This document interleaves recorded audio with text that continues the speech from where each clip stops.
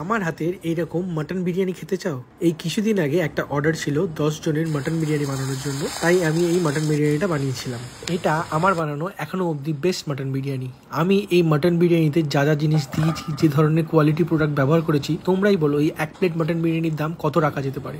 আর এই মাটন বিরিয়ানি বানানোর জন্য কোয়ালিটিতে কিন্তু আমি কোনো ধরনের কম্প্রোমাইজ করিনি। বিরিয়ানি চালের জন্য ব্যবহার করেছি বসুমতির বাসমতি XXL চাল, আর মাংসের জন্য ব্যবহার করেছি একদম প্রপার রিয়াজি মাংস, যার দাম নিয়েছে 860 টাকা কিলো করে। তো কিছুই না, আমার হাতের তৈরি এখনো অবধি বেস্ট মাটন বিরিয়ানি বানানোর জন্য প্রথমে আমরা দুধটাকে ভালো করে ফুটিয়ে নিয়ে তার মধ্যে স্যাফরানটাকে ভিজিয়ে রাখবো। তারপর আলুগুলোকে গোটা গোটা আর মধ্যখান থেকে কেটে নেওয়ার পর পেঁয়াজগুলোকে পাতলা পাতলা করে স্লাইস করে নেবো এবং আদা রসুন কাঁচা লঙ্কাটাকে ভালো করে শিলের মাধ্যমে বেটে নেবো।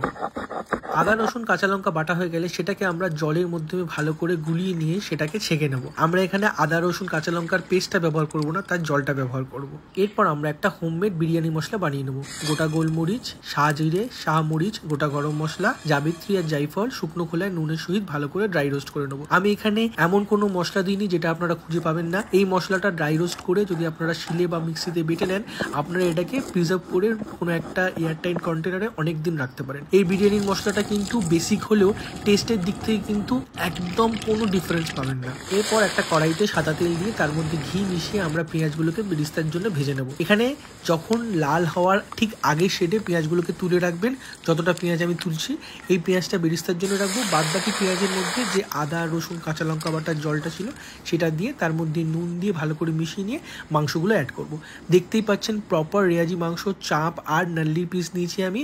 হাড়, মাংস এবং চর্বির পারফেক্ট সংমিশ্রণ। মাংসটা পেঁয়াজের রসে দিয়ে প্রথম 5 মিনিট হাই ফ্লেমে ভালো করে সেদ্ধ করবেন। তারপর বিরিয়ানির মশলা আর গ্রেট করা খোয়া কিট দিয়ে ভালো করে মিশিয়ে নেবেন। এখানে মাংসটা 80% মতো সিদ্ধ হবে, আমরা ততটুকুই সিদ্ধ করব। বাদ বাকি 20% কিন্তু দমে হবে। আর এক চিপি করে গোলাপ জল, কেওড়া জল আর এক ফোঁটা মিঠা আতর দিয়েছি, আর 2 চামচ টক দই দিয়ে ভালো করে মিশিয়ে মাংসটাকে সেদ্ধ করে নিয়েছি 80%। তারপর মাংসটাকে ছেঁকে তুলে নিয়েছি। এরপর আমরা এই মাটনের স্টকে আলুটাকে সেদ্ধ করে নেবো। তার আগে আমরা চালটাকে ভিজিয়ে নেবো। এই মাটন বিরিয়ানির জন্য আমি ব্যবহার করেছি বসুমতির বাসমতি XXL চাল। বসুমতি চাল কিন্তু ভাতের সঠিক চাল, আর এই চালটা কিন্তু বিরিয়ানির জন্য একেবারে পারফেক্ট।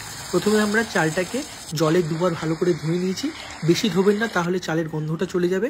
তারপর সেটাকে জলে আধ ঘন্টার জন্য ভিজিয়ে রাখবো। তারপর ওই স্টকেই আমরা আলুগুলোকেও 80% সিদ্ধ করে সেগুলোকে তুলে রাখবো। আর যে ইয়াখনিটা হবে সেটাকে ভালো করে ছেঁকে নেবো। অনেকে না ছেঁকে এই স্টকটা দিয়ে দেয়, বাট আমি বলি এই স্টকটা সবসময় ছেঁকে দেবেন, তাহলে বিরিয়ানিটা খুবই ফাইন হবে। এরপর আমরা চালের জন্য জলটা বসিয়ে দিলাম। ততক্ষণে আমরা বিরিয়ানিটা লেয়ারিং করে নেবো। হাঁড়ির তলায় প্রথমে আমি একটু ঘি মাখিয়ে নিলাম। তারপর আলুগুলো দিয়ে দিলাম। আলুর উপরে মাংসগুলো দিলাম, যাতে আলু পুড়লে মাংসটা না পড়ে। তারপরে উপর থেকে যে স্টকটা আমরা ছেঁকেছিলাম সেই স্টকটাকে ভালো করে সরিয়ে দিলাম। স্টক দেওয়ার পরে আমি দেবো এখানে বিরিয়ানির মশলা। বিরিয়ানির মশলাটা একটু বেশি পরিমাণেই দেবেন। বিরিয়ানির মশলা দেওয়া হয়ে গেলে খোয়া ক্ষীর দেবেন। এখানে আমি 100 গ্রাম মতো খোয়া ক্ষীর নিয়েছি।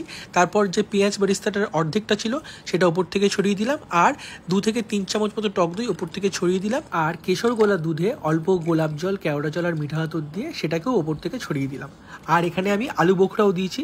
এখানে 7 থেকে 10টা মতো আলু বোখরা ছিল, সেগুলো ওপর থেকে ভালো করে ছড়িয়ে দিয়ে আর একটা লেবুর রস ভালো করে চারিদিক থেকে দিয়ে দিলাম। জল ফুটে ওঠার আগে যে বিরিয়ানির চালটা যার মধ্যে হবে তার মধ্যে পরিমাণ মতো নুন দেবেন, গোটা গরম মশলা, ঘি, সাদা তেল আর লেবুর রস দেবেন। তেল দিলে কি হবে, তাহলে ভাতগুলো খুবই ঝরা হবে, আর লেবু দিলে ইম্পিউরিটিস গুলো চলে যাবে, আর চালটাও কিন্তু খুব সুন্দর করে সাদা হবে। আর এখানে আমি নুনটা দিয়েছি কতটা পরিমাণ বলুন তো, সমুদ্রের জল যেরকম চড়া নুন হয় সেই অনুযায়ী, না হলে কিন্তু বিরিয়ানির চালে নুন ঢুকবে না। আর একটা কথা, চালটা যখন ফুটবে ফ্লেমটা কিন্তু তখন একদম মিডিয়াম রাখবেন। হাই করলে চালগুলো ভেঙে যাবে। দেখুন চালগুলো একদম প্রপার হয়েছে। ভাত 80% হওয়ার পর আমরা যে মাংসর আলু লেয়ারিং করেছিলাম, ভাতটা সম্পূর্ণ তার উপরে দিয়ে দেবো। এখানে 1 কিলো আলু 1 কিলো মাংসের জন্য আমি 1 কিলো চালের ব্যবহার করেছি। রাইসটা উপর থেকে দিয়ে দেওয়ার পর তার উপর থেকে বিরিয়ানির মশলা, যে অল্প একটু খোয়া ক্ষীর আর পেঁয়াজ বেরেস্তা বেঁচেছিল সেটা দিয়ে, আর সামান্য পরিমাণে ঘি দিয়ে, আর কেশর গোলা দুধের মধ্যে যে গোলাপ, কেওড়া, মিঠা আতর ছিল সেটা উপর থেকে ছড়িয়ে দেবে। ছড়িয়ে দিয়ে এরপরে দমে দেওয়ার পালা। আমি এখানে কিন্তু দমে দেওয়ার জন্য আটা ব্যবহার করি না, এইরকম কাপড় ব্যবহার করি। প্রথম 10 থেকে 15 মিনিট হাই ফ্লেমে থাকবে। তারপরে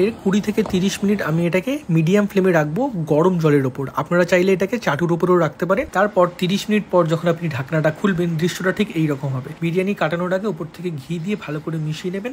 আর বিরিয়ানির স্বাদটা কিন্তু বিরিয়ানির কাটার উপর অনেকটা নির্ভর করে।